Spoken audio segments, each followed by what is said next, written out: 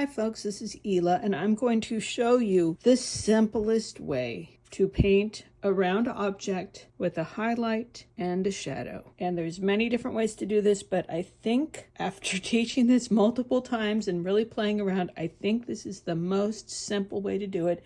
And I've even broken it down into steps. The first step is actually to start with the shadow. We do the shadow first because the paint in the shadow is less concentrated than the paint that we're going to use in the local color, the physical color of the object. So we start with the lightest colors first. That's the shadow. So the first thing we do is we're going to draw a shape. Then we're going to mix the color that we're going to use for the shadow. We don't want it to be super strong. We want it to be somewhat diluted, teeth strength. And once that's done, then very quickly we will do a wet and wet technique. See how I say fast right there? You fill in the whole shape with water. Then you're going to paint dots along the bottom. And then you're going to use your brush, not your paper towel, to smooth out the dots to create the shape of that shadow that you want. So I'm going to start with that right now. I'm going to draw the shape. I want it to be about 3 inches-ish.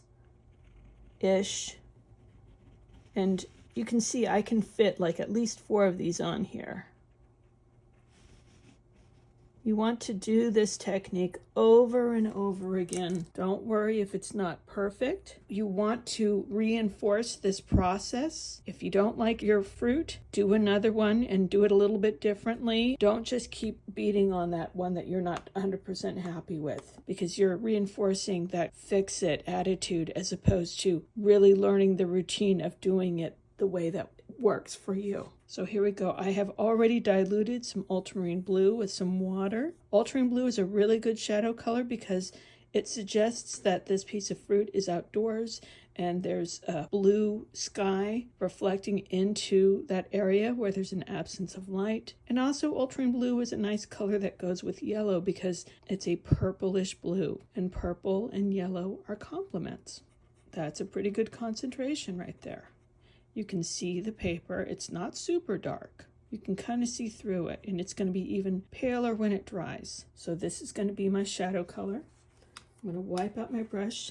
I'm going to rinse my brush out really well. I don't want any blue on my brush. And now I can go ahead with a really wet brush and color in my lemon. And it's okay if I go a little out of the edge, because when I paint that background, if it's darker, I can cut in a little bit more carefully. It's kind of hard to see where all that water is going. This is the really important part. We want to make sure that our paper is shiny, but I can also see the texture of the paper. So I want you to pick up your paper and look at it and tilt it. Don't just presume that it's wet enough, that there's no dry patches, and that it's not a swimming pool. You want that texture to be visible. Once you've got that done, we do not wait. I want to immediately take this paint and put it onto my wet surface. This is my window of opportunity. This is wet into wet technique. It's a very fast technique. There, I did it. I rinse out my brush. I can wipe my brush on the edge of my water container, and now I can coax this shadow into the shape that I want. It's kind of like a smiley shape. There we go. So it kind of comes up almost to a point at the sides, and you can see how that already feels like a shadow. Another beauty of ultramarine blue is that it's very granulating. These pigments are heavy, they tend to stay put, and so it's easier to control where they go. And also another important thing is you can see how the paint looks when I kind of touch it. It sort of settles into place. That's because these heavy particles of paint stay put, even on the palette. So when you go in, want to get paint on your brush, it's important to stir it around. You know, if I just touch the top surface, I'm not going to pick up those particles of pigment. I don't want to mess with this very long. I only have that short window when my paper is totally shiny and wet. If I keep messing with it, my picture will begin to dry out and I will begin to get backruns. So now I need to just let this dry for about 5 minutes, and then I'm going to hit it with a hair dryer or put it in the sunshine. Let it get totally dry. It should not be cool at all.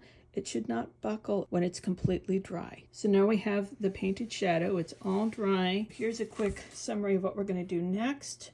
We're going to mix the local color, which is the yellow of this lemon. Over here, I have already mixed up my local color, and I have used some yellow. This is transparent yellow from Van Gogh watercolor paint. So I rinsed out my brush, and I'm going to paint an oval, and I'm going to color it in. You can see that shiny area right there at the top of that lemon. And now I can roll my brush around in that yellow paint, and I'm just going to paint around. I'm painting on the edge of that blob. You can see how it's connecting with that wet area. And I'm just making a bigger and bigger wet area that's extending farther and farther out. I'm not outlining.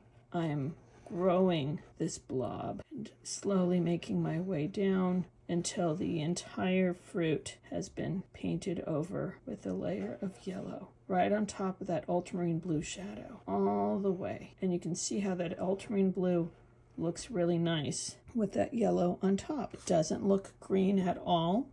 If I had used phthalo blue or Prussian blue, that shadow would look greenish. But with that yellow on top, it just has kind of a nice cool, slightly grayish tone to it. You can see I did that whole thing very quickly. You don't want to stop and take breaks anywhere in this process, and you don't want to keep going once anything in here begins to dry out and look matte. So now I have to stop and let it dry for another 5 minutes, another round of the hair dryer, and then I can do the shadow underneath that lemon. So we're so close. This is now dry. We have our finished lemon. We have the highlight.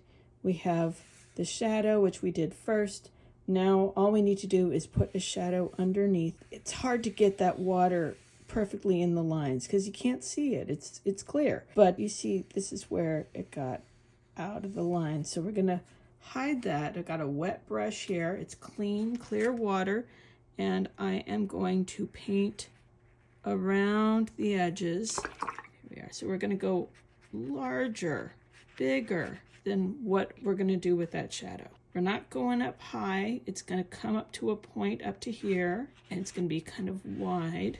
So this is kind of, it's going to be within this boundary. And I'm going to go for that same color that I had before, this ultramarine blue. And I'm just going to paint right along here, and you're going to hide that shadow underneath more shadow. There it is. And you can be a lot more playful and messy with this. But I don't want it to be super dark. If I go too dark, then it looks like there's a spotlight on it. And we want to have that fuzzy edge. And once again, rinse it out, dry it, and I can shape that edge. I can remove paint. I can add paint. I can adjust what this shadow looks like. But that's a nice shadow. That works.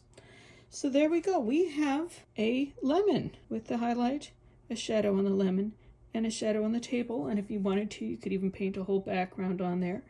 And this is not the only way to do this technique. I have other videos where I do it a little bit differently, but this is the simplest. So please do this multiple times. Don't worry if it's not perfect. Just move on to the next one and then do the next one and then watch this video again and keep following these tips until it begins to feel easy and natural. And then you can explore and do even more, mix it up with the highlight being in a different place or other shapes besides lemons. So have fun with this, and I'll see you again soon.